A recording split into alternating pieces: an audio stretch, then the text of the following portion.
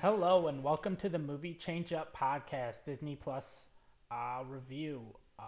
It's our weekly review where each week Tristan and I discuss kind of what went on recently in the past week of Disney Plus. We talk about different shows, give our recommendations. We kind of give reviews of maybe the two most popular shows working on Disney Plus right now. We're also going to talk about Emmy nominations, maybe any trailers that dropped. Today, I think our main focuses are going to be the Wednesday's episode of Loki, the Friday's episode of The Bad Batch. I think Tristan's going to give kind of his talk on the Mysterious Benedict Society. We're going to talk about Emmy nominations. I think there was a trailer for a new Pixar movie, Red, we're going to talk about, and then a National Geographic show that Disney Plus has been promoting called Breaking Bobby Bones, I think. I don't remember what the show is, but I watched the first two episodes of it, and I'm going to talk about it. So Tristan, what were your kind of thoughts on Disney Plus this week overall? Yeah, I'm feeling good about it. I mean, it's going to be a great conversation ahead of this. I think we had some really peak episodes, I think, from some of these shows, and I am interested to hear what you thought of that National Geographic show because I was kind of surprised by my thoughts on Mysterious Benedict Society, so I'm excited to talk about that. And yeah, a new Pixar movie, it's always a good thing. We weren't quite into Luca in our review on this show, but I'm looking forward to what they do next, and I think that it'd be fun to talk about that trailer. And of course, Don Cheadle Emmy nomination. We got to Yeah. get on that. Also, what the hell's going on with your background right now? It looks like, Oh no, I gotta pull my screen up. Is something going wild back there? Oh yeah, no. your lights are going bananas back there. Sorry for any audio listeners. Oh Tristan has god. a light behind his TV, and it is going crazy. But I'll kick this off with Loki. It was the season finale. Well, yeah, season finale because they did announce at the end of the episode we are getting season two, and this is a spoiler review for anyone that hasn't watched it. The episode was called for all time, always, and it was a really good episode. I think it was the best season finale of any of the Disney Plus MCU shows, and honestly, Loki is currently my favorite of the Disney Plus MCU. So, where does it rank for you? Yeah, for me, I was nervous going into this because the finales of the two shows previously have been the biggest letdowns of them in terms of the episodes being clear step downs in quality and also just a huge rush to get to the finish. I think WandaVision in particular was a really big quality drop, and I also thought Falcon and the Winter Soldier had a bit of a story quality drop as some of its character arcs that kind of came to a hard halt in that finale. But this one was the opposite for me. I really loved this episode a lot, and I think it cements Loki as a series ahead of both of those by kind of a mile for me. This was definitely my favorite of the show so far. I can't wait to talk about the rest of it, but I am excited for season two because season one kind of blew me away. I'm very impressed by it. Yeah, I was really into season one. I was constantly waiting for season one to just drop off, and it never did. But yeah, let's like talk about the episode itself. One of the things that I was really into, and well, let's talk about theories because I want your opinion. Because I had a theory last week that the man in the castle would be a Loki variant, and we would learn that this Loki variant uh, kind of destroyed the multiverse and created the one sacred timeline because he wanted to keep Kang from appearing because he basically the one sacred timeline was the timeline without Kang. And so I'm gonna chalk it up to I was half right. You get some points on that, Joe. I think it was nice. Like, I don't want to say, oh, it's good because people caught the theory. Like, that doesn't make something good, but I do think it was nice that it it was something it was set up. People I think sometimes complain like, oh, I knew who it was. I was ahead of the twist, so that makes it bad. And I don't feel that. I think a good twist is one that you can see coming. And of course, when you're watching the episode frame by frame, and thousands upon thousands of people are analyzing it every week online together in unison, you're gonna solve the mystery. Yeah. So yeah, I'm not gonna complain that we were ahead of it. We were just I feel like we were right on pace where the show wanted us to be. I Yeah. think by the time Loki and Sylvie got into that castle, they wanted the hardcore fans and the audience to be like, oh, I bet it's Kang. Yeah, in a world without TikTok and Reddit and online discussion forums, how many people would have had any idea that Kang was going to be in that castle? I'm going to Yeah, say a like handful of the 1% most of hardcore audience. comic book Yeah, fans, maybe. Yeah. yeah. like without TikTok and all that, I never would have had any idea that Kang would have been in the cast. So maybe just speculation based on the fact of knowing that he's gonna be one of the main villains in Ant-Man 3.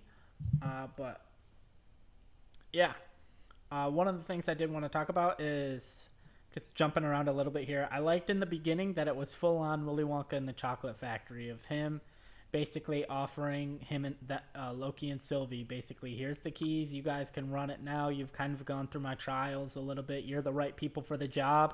And then at the end, it straight up turns into Planet of the Apes with the statue reveal after they, create the multiverse. And I never would have thought you could blend those two movies together, but they did it seamlessly and perfectly, and it completely 100% fit. We've had Wizard of Oz homages in the past. And now we've got Planet of the Apes and Willy Wonka. So Yeah, I think there was also a lot of Wizard of Oz here, with the man behind the curtain being this kind of like zany, comedic, almost compassionate presence. Like Kang's clearly not a good guy in this series, but he's not like the aggressive fighting, trying to destroy the Loki's bad guy. He essentially is. We'll talk a lot about more Kang when we get to it, but yeah, I want to get at later on. I'll save our thoughts a bit for our thoughts on the Kang casting and the Kang performance. I want to talk about that as we get to it. But I want to take some points before we get off of theories, because I thought last week maybe Miss Minutes was going to be involved in the evil plot, and that she would be sort of this middleman between whoever the head of the world is, between Kang and the TVA. So give me half points on that too, Joe. I'll take half points. Maybe half points for me, half points for you. We get a point together. Hell yeah, I'll take that. We get one full point for our predictions. I'll take it. So I'll get a little bit into a recap here. I just have a couple bullet points if you want to get to the beginning, and if the sort of three storylines go along here. So first we start off basically where we left off. They're coming up to the front door and they're kind of nervous about it. Sylvie's like, "Oh, do I kick it down?" And Loki says, "Oh, for once, maybe that's the right thing to do." And they go in and their swords are ready to figure out what's going on. And boom, Miss Minutes shows up, and it turns out Miss Minutes is, yes, involved in the evil plan, like I just said. Give me my half-point theory on that, Joe. So we'll have Miss Minutes shows up and kind of offers Loki and Sylvie what this deal might end up being. They can essentially have whatever they want, whatever timeline is best for them. Loki could be on the throne of Asgard, ruling the entire world with the Infinity Gauntlet and everything. He could do whatever he wants. Sylvie can have her own world with her own desires, and they could even do it together. But of course, they turn it down and say, "Sorry, we're going all the way." And then she says, "Oh, well, soon you're gonna meet the guy we call the One Who Remains, or He Who Remains." I believe the phrasing of it is. Yeah. So very chilling on that, and you get that kind of cliffhanger on that ending. What do you think of this opening and the reveal of Miss Minutes and the tease here of He Who Remains? As soon as you heard that, were you like, "Oh, well, it's Kang"? Yeah, pretty much, because I've seen theories and stuff online of He Who Remains is kind of one of the identities of Kang. So as soon as they said that, I'm like, okay, it's Kang. Yeah, I thought it was satisfying. I like the build up here, and we'll get to it in a second. But I like that they don't leave us hanging to the cliffhanger. Like I was saying, oh, maybe Kang's in the post-credit scene. I didn't expect him to be in the whole episode. Yeah, because my main thing of why I didn't think it was Kang is basically for it to be Kang, they have to devote the entire episode to giving us Kang's backstory, and I didn't think they would do that because I didn't think it would be possible to do that in a way that was entertaining, and I was pretty much wrong, because this entire episode was Kang telling Sylvie and Loki his entire backstory, and I felt it was entertaining and captivating the entire time. I thought there wouldn't be any way that was possible, but yeah, here we are. I was in the same boat when I was watching WandaVision. I was thinking, sure, it would be cool if it was Mephisto, but that would be a lot of logic leaping to do, and I don't know if they can pull that off. And I think this showed that it's possible to pull that off, and I think in hindsight it makes me feel differently about some of the other shows, but more so it makes me feel really strongly about how well I think they nailed this. But yeah, I think part of why this worked and why the final introduction in the last episode works is because the entire time they've hinted that there is a man behind the curtain, essentially. And so it's we knew someone was there. We just didn't know who it was. It wasn't if this episode had started with them lopping off the heads of the timekeepers and they were a robotic head, and then we also got the Kang introduction, I think that would have felt a little bit too far. But since a few episodes we got the reveal that the timekeepers were bullshit essentially, then I think that kind of helped the idea of there is a man behind the curtain, and we're finally just learning who that was. Yeah, I want to cut from there for a second to the TVA plot. I'm going to cover essentially everything that happens in the TVA in just a couple of sentences here. Yeah. I think I condensed it down pretty easily here. So we meet Renslayer in her office. She's kind of mourning Mobius, looking over the aforementioned watermark from his glass that she teased him about previously. And then Miss Minute shows up and says she gave her not what Renslayer asked for, but what he thought would be useful. And they don't technically explain what that is, but I have a bit of theory that we'll get towards the end. Then I think. Do you have any thoughts about what that data might have been on that timekeep? I have no idea. We'll get to my theory then. We'll talk about it in a second. But next scene, Mobius confronts Renslayer. He shows up and saved from the land beyond time, whatever they call it in this universe, and he tells her that we gotta tell the truth. We're lawyers. We can't be reinforcing the BS of these timekeepers in the TVA. And he offers her essentially the chance to rebuild it anew, something good, something better, and shows that he's revealed the truth to all of the TVA, assumedly. The truth is out there, and she turns him down. She goes to kind of zap him out of distance, and she hesitates and goes to leave, and he says, "Where are you going?" And she says, "I'm going to find free will." So what do you think of this, what comes to be the final scene of Mobius and Renslayer together? I think it was kind of interesting because they obviously have this friendship, but because of his interactions with Loki, Mobius's kind of perspective and thoughts and opinions have changed. So it's kind of the last time that they're together because their opinions and viewpoints are just too polar opposite at this point.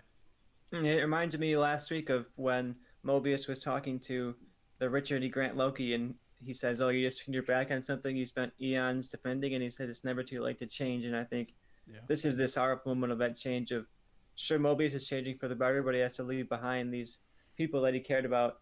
And I'm interested to see, I'm sure, because you mentioned season 2, so I would be shocked if these two characters aren't back. So I'm excited to see more from them. No jet ski from Mobius yet. Yeah, I was depressed. I had laid my fist down when they had that jet ski reference in whatever episode it was. It was like episode 2 or 3. I was like, this season won't end without Mobius on a jet ski, and he never got anywhere near a damn jet ski. Like, there wasn't even like a joke of like him wanting to ride the jet ski, but for that like mission or whatever, it had to be Loki on the jet ski, and so he felt left out. Like, there wasn't anything about a jet ski. I wonder if like maybe coronavirus or something had something to do with that, where like maybe they couldn't fully do what they wanted to do. Well, they couldn't fully do what they wanted to do. They couldn't film where they wanted to film. So, yeah, I think that's a interesting point. If they weren't going to do a season 2, I think you would have had the jet ski in this season. But hey, we're getting a second season, so maybe that's that ski for the series finale. Well, in the not the post credit scene, but like in that final scene, we see Mobius again, and he's a lot more of a darker character. He's because of the reset essentially. He's back to being evil, and so I'm kind of wondering if Loki now, with his knowledge of Mobius liking jet skis, if that's going to come back, and Loki's going to kind of use that information to maybe get Mobius to turn again. That could be interesting. Some way to get to his heart, like almost the reverse of the opening of this season, where Mobius is trying to break into Loki and turn him into something he wasn't, and maybe Loki can now be that to Mobius. Yep. And I also like this Renslayer Mobius conversation because I think it sums up a lot of the themes of what this show is going for, like what is free will and who should have it, and where does the power lie. And she has that line where she says, "The one who has free will is the one in charge," and that's sort of like the bureaucracy of the TVA. Like, they don't need free will because they're just answering to someone who's higher and knows better than they do. And she said she's going to find free will. So I think that she still does firmly believe in King and firmly believe in some form of a sacred timeline. So I think she'll be a really interesting villain going forward, and probably a sidekick to King throughout the rest, similar to maybe like Gamora was to Thanos. Yeah, I could see that for sure. All right, now we've got it. We've been building up the whole season for who is this guy behind the curtain? Who is this he who remains? It's not Loki. It's not an alternate Mobius. It's not Captain America. It's not Ralph Bohner. It's Kang. Jonathan Majors. What if it was Ralph Bohner? What if it was? That would have been the best twist. And That would have. I don't even know how I would have reacted to that. I feel like it would have been so bold that I would have had to just been like, "Wow, they really went for it." He was Kang the whole time. Yeah. That would have been interesting. He was Kang the whole time, even back in WandaVision. They played us, Joe. What if it was Mephisto? But it's not Mephisto. We've got Jonathan Majors showing up dressed in purple in a very Doctor Strange looking set Yeah. here. He's been He's living at the void of the earth all by himself, just kind of controlling time. And he's given a kind of zany performance, high energy, interesting performance. But what did you think of Jonathan Majors as his debut here as Kang? Yeah, I really liked it. Like I said before, it gives off like heavy Willy Wonka type vibes, heavy, kind of the Wizard of Oz type, similar vibes. And I see a lot of people like crapping on the performance, basically, or like crapping on the character, basically being like, "Oh, I'm supposed to believe this guy's the big bad of the next phase of the MCU," and it's like, did you not watch the show? He's still a crazy, somewhat evil person, and according to him, he's the good version of him. He's like the best, nicest version of him. So the Kang that's going to be the big bad of the next few phases of the MCU is going to be it's still going to look like Jonathan Majors, but it's going to be a very different character, a very different performance based on everything we've watched in the show. If you honestly think the Kang that's going to be the big evil version is going to have that same personality and act the same way, then you clearly just didn't watch the show or weren't paying attention to the show. Yeah, he even mentions like you're not gonna like the other versions of me, and he says I've been called by many names, not just reference to comic books and how they call villains by a ton of different names and change them up all the time. But I also think that's a reference to the variants. Like maybe he's at a Yeah. variant that's Kane the Yeah. Conqueror, then Kane the Bold, Kane the White, Kane the Gray, that kind of thing.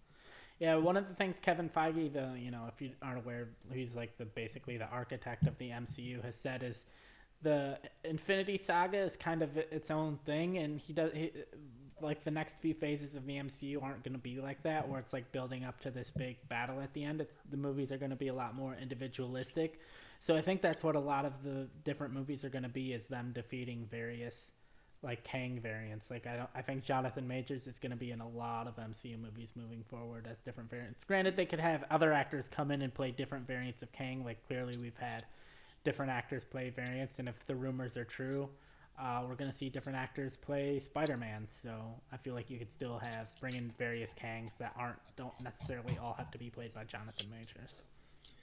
Yeah, I'm really excited. I love the performance. I thought it was a really entertaining, really interesting performance, a nice subversion of what I thought it was going to be. Like when you hear Kane the Conqueror, you see images of him in the comic book with his blue space and all of that. You imagine like a really booming, dark, menacing kind of presence, someone that's going to be immediately intimidating, immediately like you're scared of this guy because there's physical prowess and there's menace against you. But this is not that at all, and I think it's a really great foil to what we've seen in the MCU so far. Like you mentioned, there's not going to be big long build up to storylines, but there is going to be Kang. Kang's going to be throughout this phase, I imagine, and I think he's a fun foil to Thanos, who was that very serious, very powerful physical presence, but had a lot of like immediate power.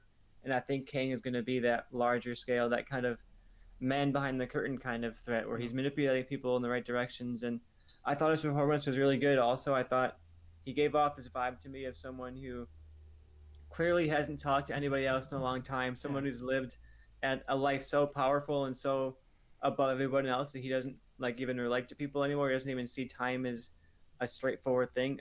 Similar to like a Doctor Manhattan Yeah, type that's character, a exactly bit more comedic. Yeah, that's exactly what I was thinking as you were talking. He's very like Doctor Manhattan esque. Like when Sylvie was attacking him, and he was like just bobbing and weaving out of the like basically teleporting out of the lake, so he knew exactly where she would go. Yeah, and anytime they would start taking something seriously, he would just kind of like laugh and be like, "Oh, nothing matters," and even if you kill me now, you're just gonna end up causing the same entropy that Yeah. brought me here in the first place. Yeah, I really like that. Interesting. He's like, I don't really care what happens because either you're going to continue my life's work, which is great, or you're going to destroy everything I've created and reset everything, and I'm just going to end up back here anyways. Yeah, because that's essentially what he gives Loki and Sylvia, an escalated version of what Miss Minutes gave them. Not only can you get whatever timeline you want, you guys can control everything. Like you can be me essentially. You can control a TVA. Tell them whatever truth you want. Tell them what's really true. Tell them whatever lie. But you'll be in control of reality as long as you maintain this timeline. Take my place essentially on the throne, and that or strike me down. Yeah. And Of course, the two Lokis take opposing sides for a big dramatic effect, and we get a Loki v Loki battle here. Uh, he says the line "You can't trust and I can't be trusted" to kind of sum up their characters and why they have this falling out. And they have a kiss here for a moment, and you think maybe it's going to go okay, but then she says, "I'm not you," throws him back through a portal, and strikes down Kang. Kang kind of just laughs and says, "See you soon." Yep. So my question for you is, if you were given that option, what are you doing? You killing Kang and potentially unleashing a worse Kang, but hopefully creating free will, or are you just letting things ride out the way they've been? It's an interesting question because you do add sort of the whole question of free will in the first place. Like, free will for humanity may inevitably lead to our destruction. You might all kill each other and light off nuclear bombs, blow up the planet. But, like, is the fact that we get to live and we get to have free will, we get to have lives and choices and feelings and love and emotions worth it? And I think it kind of is. I think if you could contain the sacred timeline without ever having to prune anyone, without ever having to like erase the timeline, you're just like, okay, here's the timeline. That's all we got, maybe. But I think the morality of erasing entire timelines full of people Yeah. is a little too much, just because you're like, oh, mine's the one that I like the most, so it's Yeah. sacred. Yeah. So I think that if I was in this situation, I'm striking down Kang. Sure, maybe in a couple centuries we're gonna get a multiverse war and it's all gonna go back to the same thing, but then that's a circle. I'm just gonna come back in the same door at the same time, do the same thing over and over and over again. Yep. Yeah, I can feel that. I don't know what I would do.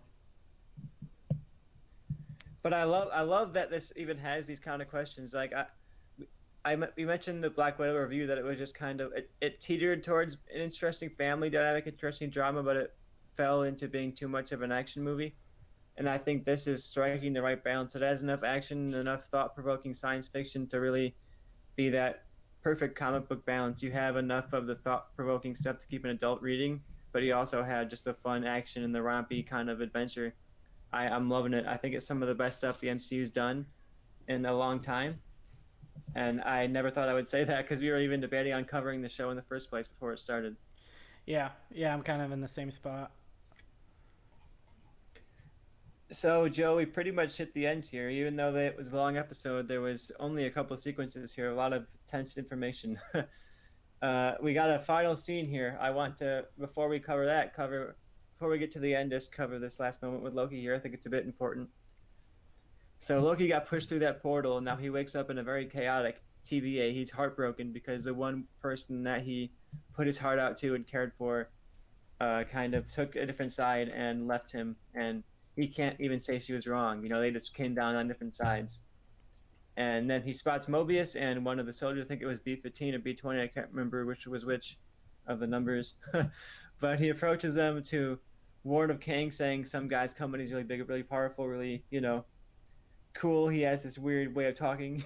But he says, before he can get all of that out, Mobius says, "Wait, who are you again?" And Loki realizes that he's in a universe where he never met the TVA at all. He maybe never even existed because Mobius doesn't even know who he is. He walks out and he looks, and the Timekeeper statue's been replaced by a unmistakably Kang statue. There's no questionable about it. It's a Kang statue now.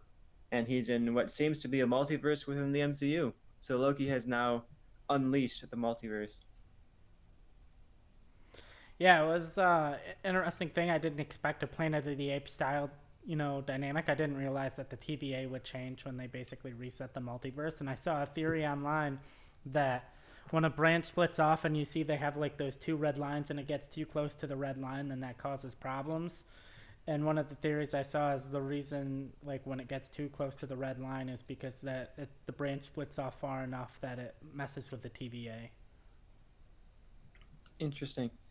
I'm really looking forward to what they do with this in the future because, of course, we have Loki season 2, but I do think this opens up a lot of doors for the MCU for these characters. And I'm curious, Joe, since Loki season 2 is probably a little bit away, where do you think we see some of these characters next? Whether it's Kang, whether it's Sylvie, whether it's Mobius or Renslayer, where do you think we see them pop up next?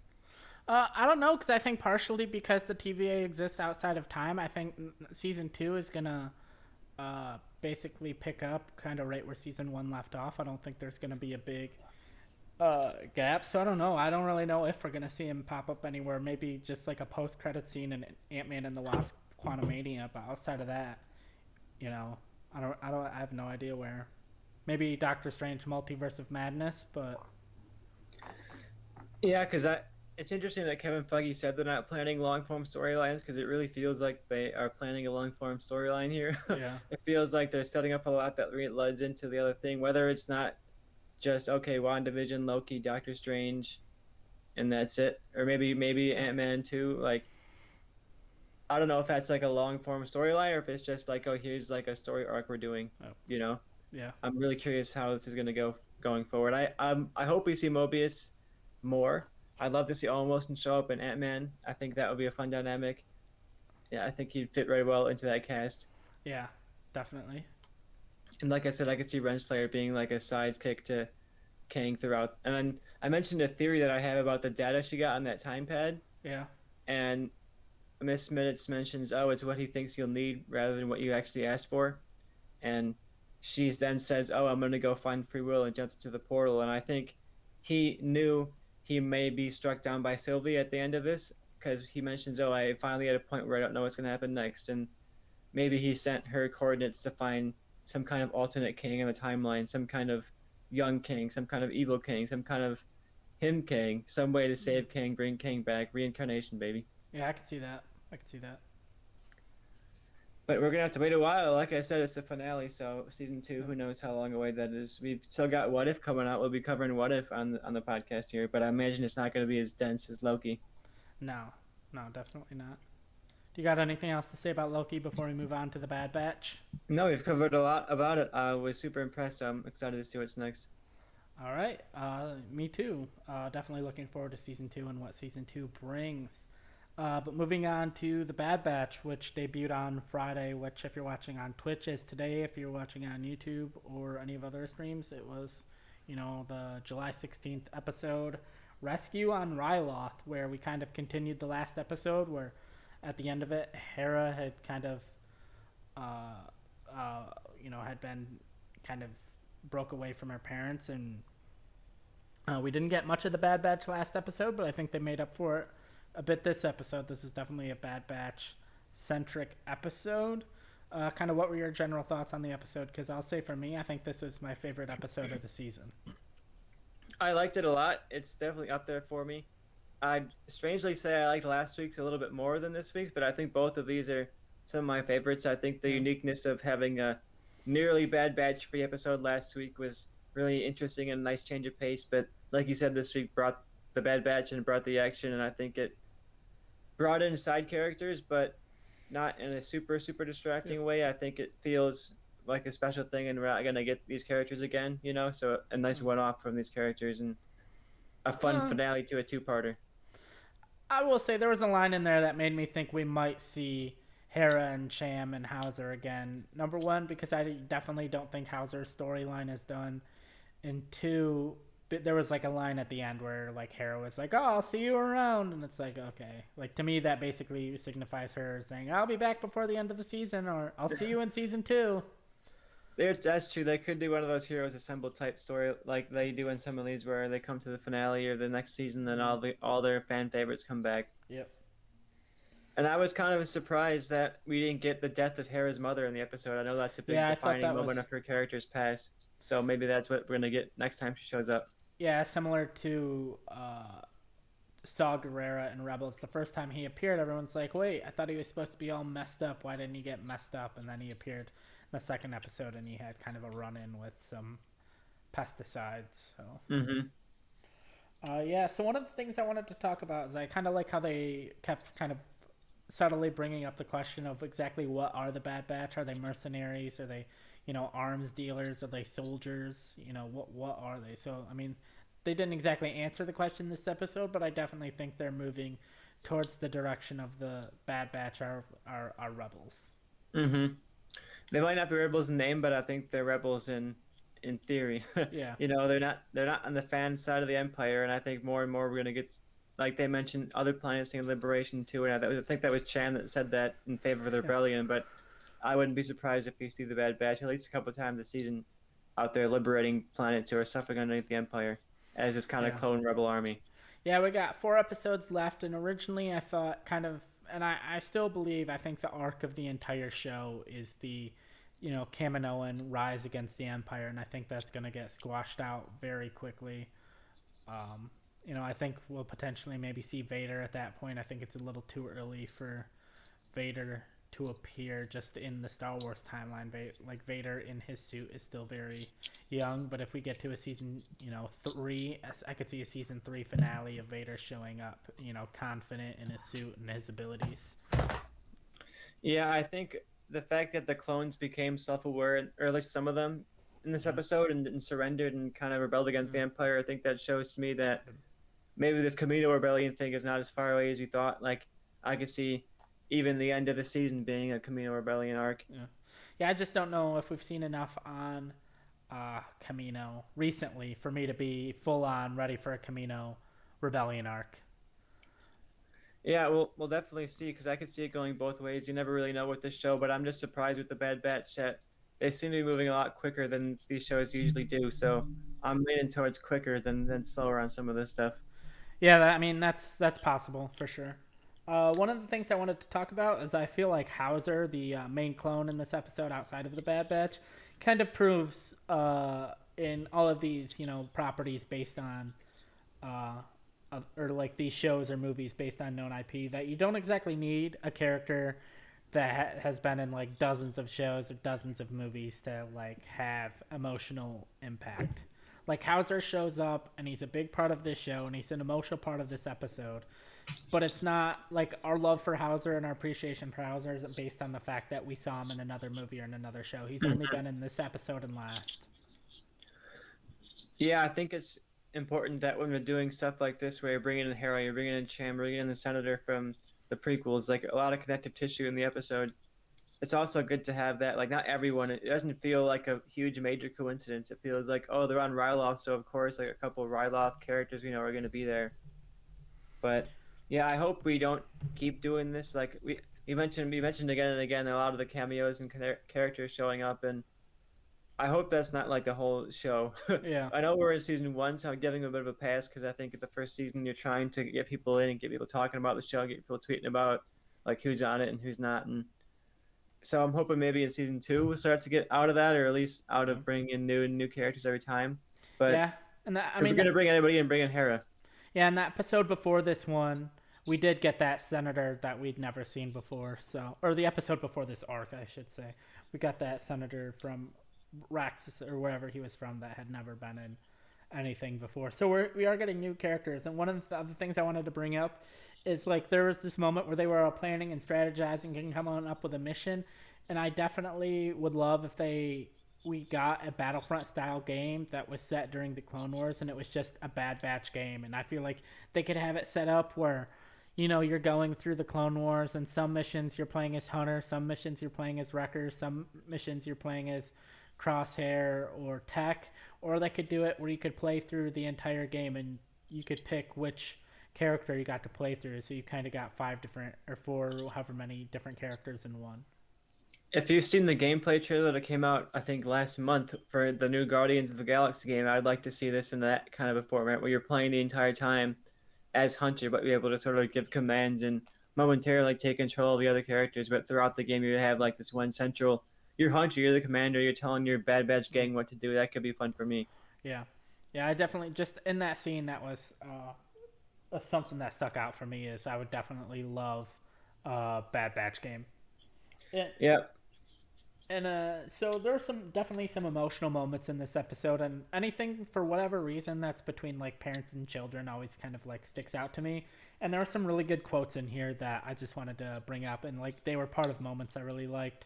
And this one was a conversation between Hera and Omega, and it was Hera saying, "My parents won't approve of this plan," and Omega just replying, "I won't tell if you won't." And I really liked that moment. I thought it was a good moment.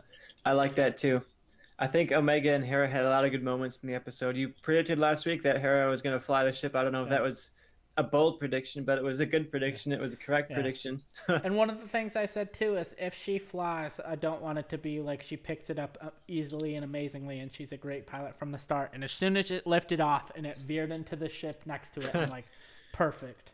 Yeah, and Like I she was kind of like, figured it out after there. And I will say another great flying moment was when Tech and Wrecker were in the whatever aircraft it was, and Tech basically drifted in midair with the you know uh, vehicle they were in, where he basically turned off the engines, turned and like restarted them. I thought just it was a that's great the shot, greatest move. basically. And I liked that when Omega was kind of the guide for Hera. I predicted last week that since Omega knows the ship so well, she could be Hera's co-pilot. And look, we didn't get a whole point for Loki, but I think we each get a point Mm. for this one. Yep, and I will say another great moment I liked is Hera's mom, I believe, said this, talking to Admiral Rampart. I've seen how you treat your allies. I'd rather be your enemy. Good line. Yeah, the I Hera's mom was like MVP of this episode. Yeah, she had another good line. I can't remember the exact phrasing of it, but Omega and Hera were off talking somewhere, and she was talking with I think Hunter or someone from the Bad Batch, and she mentioned like, "Oh, they're the generation ahead of us, or they're the future of us, or something Oh like yeah, that." And yeah, I thought that was, of course, you know, Hera's literally the yeah, future of the rebellion, but I also think the fact that they have this young generation is kind of why they're fighting. It's why they keep this fight up yeah. because they could easily give up, but they see these young people trying to just be happy and they want to make the best world for them. Yeah, and there was another quote too when the Bad Batch broke out. Hera's parents, Champ Syndulla's kind of assistant guy, had said they're mercenaries. I didn't hire them for this, and I believe it was Hunter that replied Hera did. And just like the look on Cham and his wife's face of just kind of this, look of pride, but also a little bit look of fear of like, what the hell was she doing while we were in here? Yeah, what did we get her into? You know, Yeah, there's an added level of tragedy to the episode too because we know that Cham and Hera have an intense falling out that lasts for a long time mm-hmm. in her life. So I think the fact that they're together now with their mother, like a Hmm. family united, there's an element of romantic tragedy, or maybe it is real tragedy. The fact Yeah, that this family's going to fall apart before you know it, but eventually Hera and Cham will get back together and kind of yep. put their differences aside. Yeah, and I really liked that was kind of it what I had for quotes, but I did like everything with Hauser. In the last moments, trying to turn as many clones back as he could, and he got a lot of them, but some of them didn't turn, and I think that's interesting, and it kind of points to my theory of I'm curious how that connects to Crosshair of like, okay, Hauser's chip eventually wear off, and a few of the other clones' chips wore off. I know they kind of revamped Crosshair's chip, but I'm wondering, has his chip worn off and he's just decided he's part of the Empire, or is he still maybe? Will there be a point essentially where his chip wears off? Yeah, I wonder if his chip is revamped. Maybe that kind of just like reset the timer. You know, these Yeah, clones are starting to get their chips reset, and then maybe eventually, slowly but surely, he's going to start decaying as well. yeah, So, I do think that's intentional. I think the fact that we saw that clones, even chipped clones, can turn to the good side, and at least turn against the Empire. I think that was definitely there intentionally to not just tease Crosshair, but to tease what might be a feature arc for Bad Batch. Like maybe they're out there trying to gather a clone army, like a renewed clone army. That could be an interesting arc for the show too. yeah. I definitely. I'm curious. What are your thoughts? What's your thought? Because I feel like Crosshair, like his storyline is somewhat going to be resolved this season. I don't think it. Hmm. I don't think we're if there's a season two. I don't think we're going into season two with Crosshair still a villain working for the Empire against the Bad Batch. I think. Do you have like kind of where you think he's going to end up at the end of the season? Yeah, I mean he was told to hunt them down this episode, so I definitely think he's going to be central to the rest of the season here. I am curious. Unfortunately, I do think he's gonna be dead by the end of the season, and I think it's gonna be a self-sacrifice. I've still been hounding on that theory for a while. I know you're leaning towards he's gonna be bad, turn towards the Empire, and I No, I've been kind of deciding between does he turn but sacrifices himself at the end so the Bad Batch can live, or does he just stay bad and they kill him? And I think with the Hausers thing this episode, I think I'm more leaning towards he's gonna have to self-sacrifice at the end because there's no way he's rejoining the Bad Batch. yeah, those are the two directions. He either goes bad and stays bad, and gets killed or something like that, or he turns and dies protecting the Bad Batch, and either one is satisfying. I think if he does uh, surrender and sacrifice himself. It could be a thrilling moment if he's killed by like whatever the next big bad's going to be. Maybe Maul comes in and shuts him down. Maybe Vader comes in and shuts him down. I don't know. That might be too early I for think those. my But theory is because of the whole clone aspect and everything going on with the show. I think Boba Fett's the big bad of season 2. and I wouldn't be surprised if maybe uh, if we do see Crosshair stay bad. My guess for his death is similar to like a Scar death. Maybe his clone army turns against him. He orders them to shoot Omega or something like that, or to maybe kill Hunter or some unarmed member of the Bad Batch, and the clone army is gonna say, "Hey, that's kind of crazy because we've seen people are turning against the Crosshair, turning against the Empire. So maybe we'll have a squad of clones turn against Crosshair and shoot him down. He'll be killed by his own men."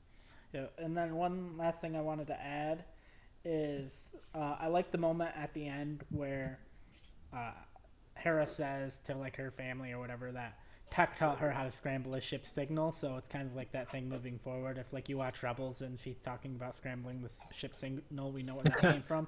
And Yeah. because I kind of like the fact we didn't see like they were talking about like, oh, we can take Orn Frita's shuttle like in his area, and I'm like, I kind of hope that's not the ghost. Like sometimes with episodes like this where you have a character come back that that's like see younger, it's like, oh, we got to show like the origin of all their stuff. Like that was a complaint people had about Hmm. Solo, so I'm like, I hope they don't do like, oh, here's how Hera got this and this and this, and it was more just like something kind of small. It's just like, oh, here's how she learned how to scramble a ship signal. Yeah, I like that too. It's not some very specific thing like, oh, she learned exactly how to fly the ghost from this thing or some specific moment that references. It would just generally she learns this thing. And I thought it was cute too. She was very excited about it. You know, like you would be if you gave a kid candy or ice cream or something. She was like, oh, I learned how to scramble a ship's signal. And she's all hyped about it. All right, and then I'm trying to remember. I think the next episode is called Infestation or something like that, and I honestly have no idea what the hell that can mean. I think we're gonna what that can mean, and then the next episode after that's War Mantle. So I think we're definitely leaning towards less clones and more conscripted soldiers for the Empire. If I was gonna have to guess, I would say maybe next week's a bit of a contained episode, not any crossover characters, not a ton of moving forward of the plot, but something that just gives the Bad Batch something to do to move the story along a bit before we get to War Mantle and a finale arc of the series of the season. Yeah, Hopefully, not the series. yeah. I don't think we've seen enough from. Not that I don't want to say this in a way that makes it sound like I'm talking crap about the show, but I don't think we've seen enough if this was just it and they're like, yeah, this was Bad Batch the miniseries for me to like warrant that this show needed to exist. Mm-hmm. But like obviously if we go more into it and we see like the clone uprising and all of that, then I'm like obviously like that's why the show existed and like I'm enjoying it so far. I'm just saying like if it were to just kind of end and they kill Crosshair and that's just kind of it. That's the story of the Bad Batch. I'd be like, why did the show need to exist? Oh, one final thing I wanted to touch on is because we kind of saw the propaganda of the Empire where uh, Rampart was talking to Hauser and he was basically like, yeah, so Cham Syndulla attempted to assassinate Orn Frita, and Hauser was like, I was there. That's not what happened at all. Mm-hmm. I was thinking that it reminded me more of like the Jedi and how through propaganda and whatnot, the Empire kind of just erased the Jedi from existence essentially. So that's kind of something I've thought I'd want to see in the show like Kenobi, where it doesn't have Mm-hmm. to be the main plot or even the subplot, but just like the subplot of an episode of Obi-Wan kind of seeing, proof of the propaganda of the Empire erasing the existence of the Jedi. Yeah, I think it's really effective. I mentioned it before how I like seeing this kind of civilian perspective of what it's like to be in the galaxy as it's falling to the Empire, because obviously you've seen a lot of it from a Jedi perspective and from in Rebels sort of towards like the end of the Empire. So I was always curious, what is it like if you were on the world of Coruscant and that you're on there the day that Anakin takes over the temple, like what kind of chaos is that? What kind of misinformation is spreading? And all you can hear is what the news is telling you at that point. So how can you believe what you are told? And Yeah. I really like that idea of the misinformation. People always question like, oh, how do they forget this or that and so quickly? But when you're in a galaxy-wide network, like it can very easily be contained and manipulated, I think, and Yep. lies can spread. All right. Anything else you want to say about the Bad Batch before we move on to some of our other topics? No, I think I've said it all. All right, so I think next is your main topic of the Mysterious Benedict Society, a show I have not watched and don't know anything about, so it's going to be all you for this part. Yeah, I guess it was based on a book, but I hadn't heard of the book at all, and I just saw this coming up on Disney Plus. I saw it had a relatively well-known star in Tony Hale that I kind of like in some stuff, and I also saw that James Bobbin directed the pilot, so I thought that could be interesting. I'll check it out. He's the director of some of the Flight of the Conchords stuff and the Muppets movies and Dora the Lost City Gold, so he has a bit of a track record that I was interested in. So I checked out the first episode of this. I'll give you guys a premise a little bit. It's essentially about a our main character is this young orphan who is who is auditioning for what he thinks to be a really high-end boarding school, and he has these very intense entrance exams that go from just a really specific test to going through an obstacle course, going through kind of like a puzzle, and all of this is done in sort of like a 1950s aesthetic. So he is, and then of course at the end of the episode he learns that it's not just a boarding school. He's going to be working for Tony Hale's character as sort of like a spy agent type thing while also going to the boarding school. So he'll be like an undercover agent, and the pilot essentially sets that up. You don't necessarily see a mission or anything like that, but you get like the origin story of how he was recruited and goes through this whole testing process and comes out as a spy for this recruiter played by Tony Hale. Uh, they definitely kind of go for like the series of unfortunate events kind of feel for the thing. If you've seen that show and you like kind of like the tongue-in-cheek aspect of it, where the kids are also kind of smart, they never say anything particularly wrong, and the adults are all kind of ridiculous characters that the kids are outwitting, and they also have that kind of vaguely, just slightly over the top feel to it, where it's like you're just barely taking it seriously, but not quite. So if you have kids or you yourself are super into the series of unfortunate events, you might want to check this one out. It has that kind of feel of these outcasted kids rising up against these adults, and they're kind of see the world for what it is, and everybody around them doesn't necessarily see that. I also recommend it if you have kids who are fans of like the Umbrella Academy and things like that, because you do have like the team coming together of these misfits, because you have not just the one main orphan character, but you have several orphans. The pilot is called A Bunch of Smart Orphans. So that's pretty much the cast. You get a bunch of smart orphans, and I think our main character is not necessarily fascinating, but some of the supporting cast was interesting. So I'll probably watch a couple of more episodes of this and just give a bit more of a thought if I end up liking it. But otherwise, a nice kind of family show, not necessarily one to watch if you're into Loki or The Bad Batch, but if you have kids who want to see something about how it's okay to be different and it's okay to be smart and pursue your smarts and do it in the best way possible without losing your heart. It seems like that kind of a show where it's like do the right thing, outsmart the adults, be the cool kid, and it has that tongue in cheek. Kristen Shaw's in it, so you have like this very weird humor to it.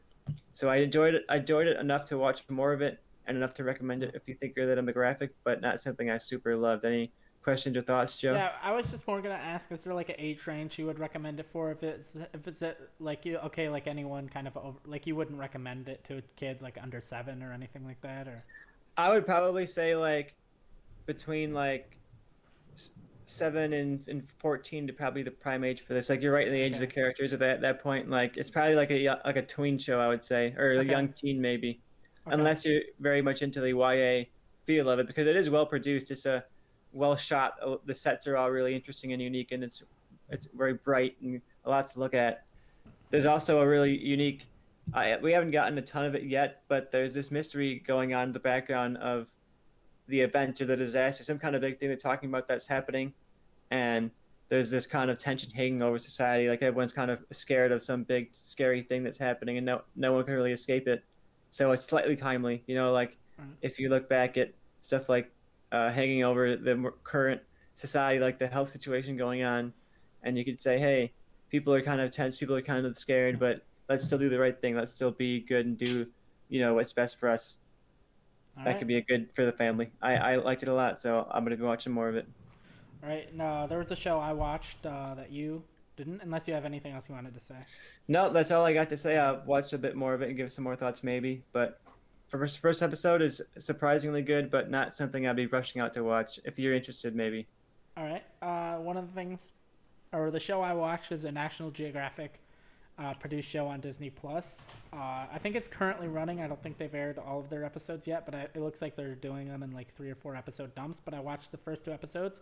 It's called Breaking Bobby Jones, and it's a documentary style reality type show.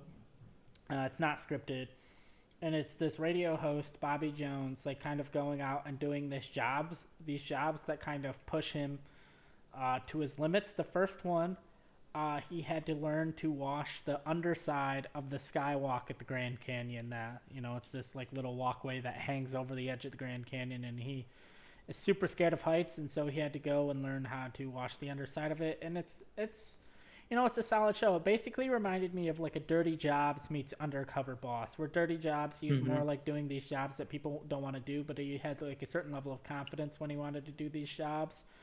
But this more was like that, but it had kind of the I don't want to do this, I'm not good at this, I don't know why the hell am I here kind of feeling of like an undercover boss. Interesting. That does sound like something I'd be willing to check out. That's kind of like a sit back and watch it kind of Yeah, the documentary episodes. series. Yeah, it's like not like this hard hitting thing. The second episode was he was working at a scrapyard using like these big machinery, using this big machinery to like break up different things. And like each episode he's tested. So the first episode he had to wash the under like 2 panels of the underside of the skywalk in like 20 minutes.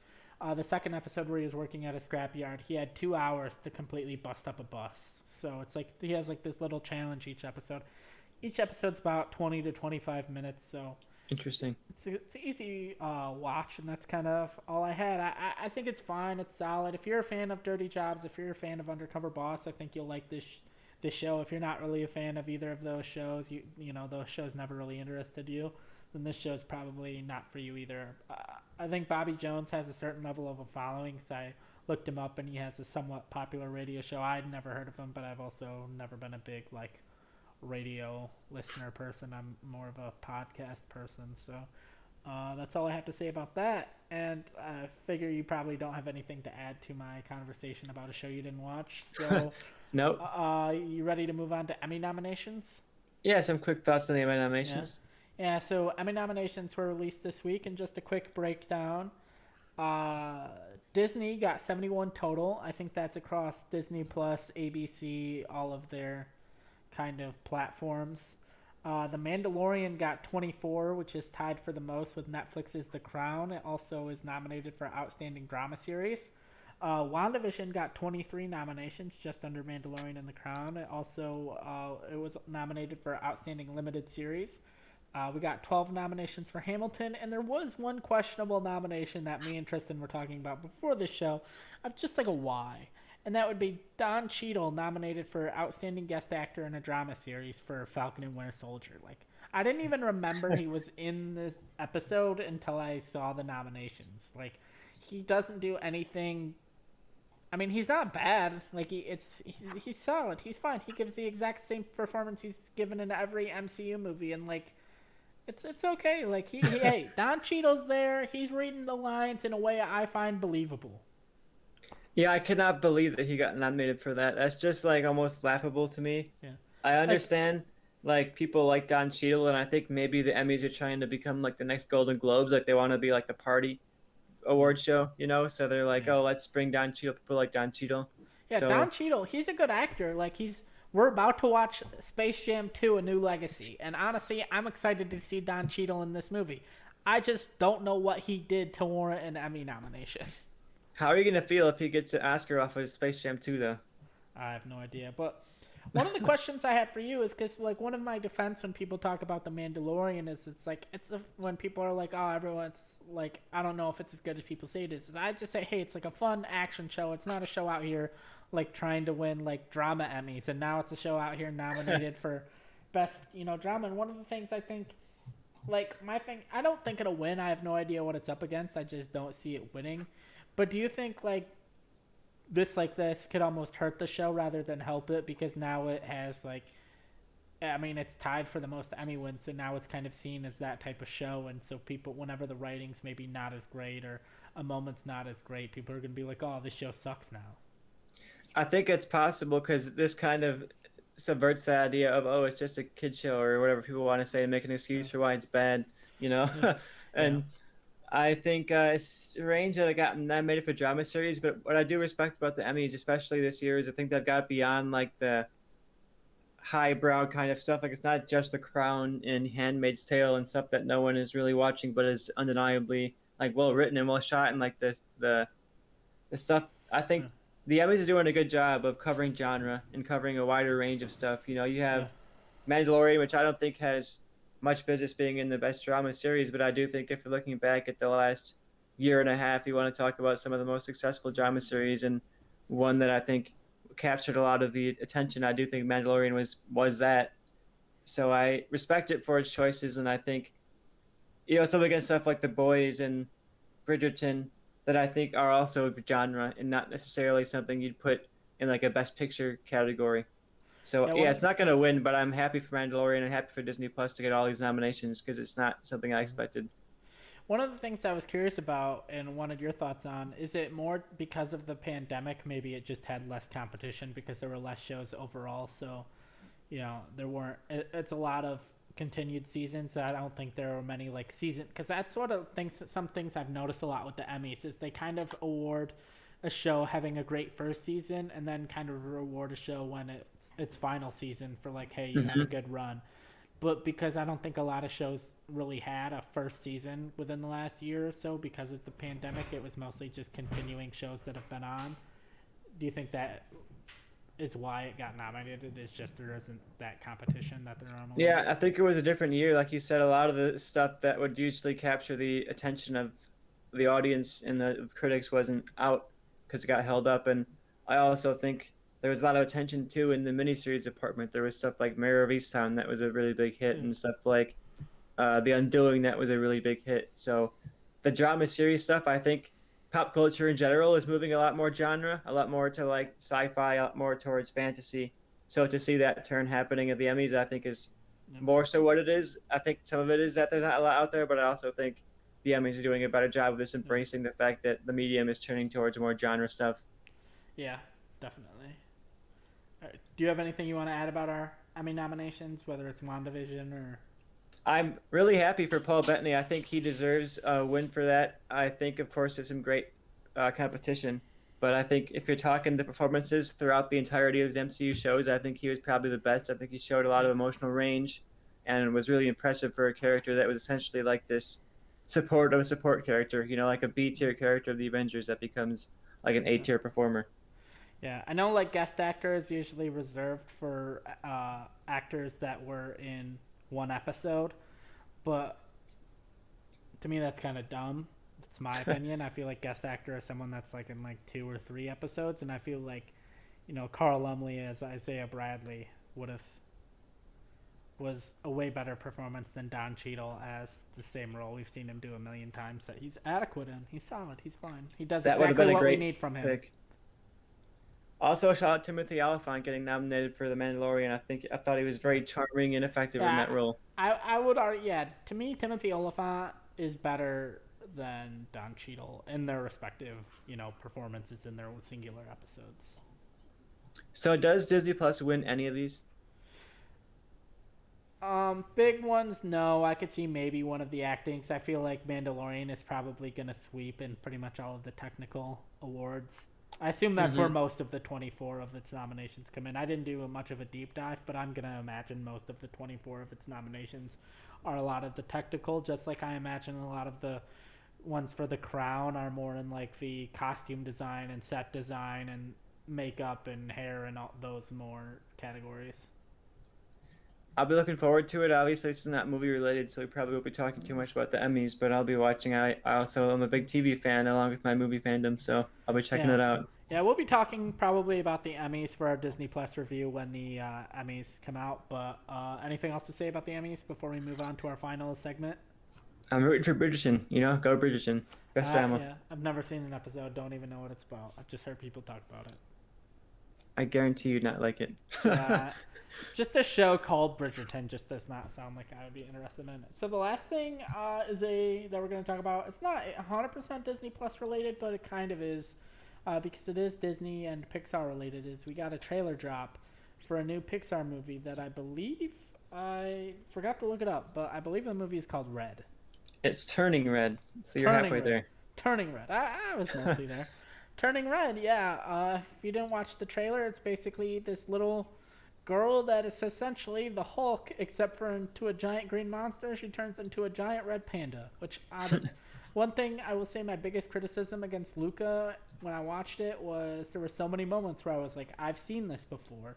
And watching the trailer for Turning Red, I felt like this is a new original idea. Like obviously, like I made the Hulk comparison, but it's a completely different type of thing. And hers isn't anger. I think hers is more like when she just gets over exuberant and like over like any kind of emotion, she turns into the giant red panda. So that's her whole thing. I definitely think the movie's going to be about dealing with your emotions and that emotions are okay. And I think she's going to hate turning into the panda, but I think at some point she's going to need to turn into the panda and realize turning into the panda isn't that bad. Yeah, I'm looking forward to this one. It reminded me a bit of Inside Out in its premise, not necessarily in what's happening, but like in the themes it's exploring, where I think it's going to lean into that. Like it's okay to have these strong emotions. It's okay to not quite understand what you're feeling, to feel happy and sad and anxious at the same time. I think that was a nice theme for Inside Out to teach kids that they can talk about their emotions without being embarrassed.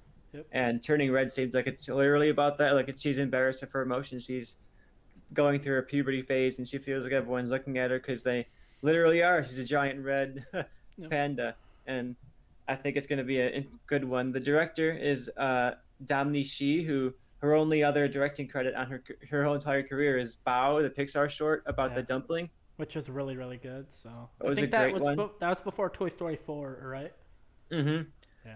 So I'm curious. I think it's exciting that they're getting the chance to a new director off of her short film. That's something I think it's exciting to see Pixar do.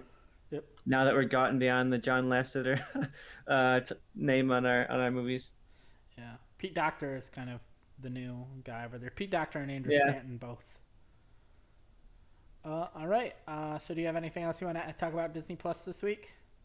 No, a good week of it. A lot of really good stuff. Even the thing that I watched off the cuff was pretty interesting. So I was happy with Disney Plus this week. All right. Yeah. Next week we'll be back. I think we're mainly going to be talking about High School Musical, the series, along with potentially a High School musical review. I'm midway through season 2 right now. So yeah.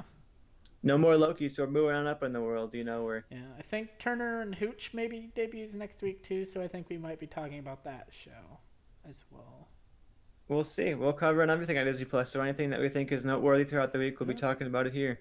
Yeah, and if you watch something on Disney Plus or you have any recommendations for us, tweet at us at Movie Changeup. Hit us, or tweet at me at @the_Joe_Fricke, or tweet at Tristan, whatever his Twitter handle is. At Team Air Media. All right, there we go. We are about to do a drink along for Space Jam: A New Legacy, so check that out. I think we're gonna start in about 20 plus minutes, and if you're watching this on YouTube or you're listening to the audio file, it should already be up. So check that out. Have a nice night.